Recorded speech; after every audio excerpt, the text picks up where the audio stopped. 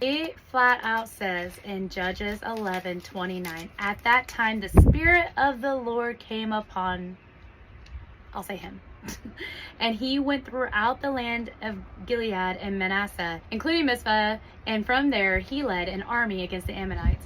And then he made a vow to the Lord.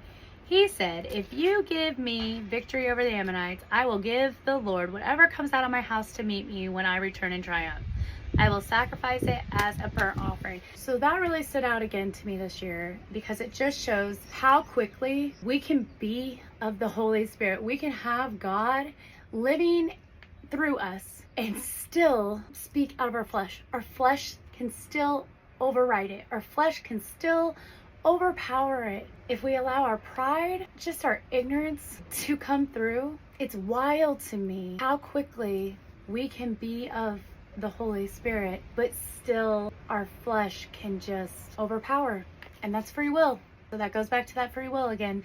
It is heart-wrenching. And if he even knew our God, this just shows how little he actually knew God and who he is and what he represents. Because if he would have known, he never would have said that in the first place. And I don't believe God honored that at all, that vow. I know there's all kinds of rules for vows, but that story just breaks my heart.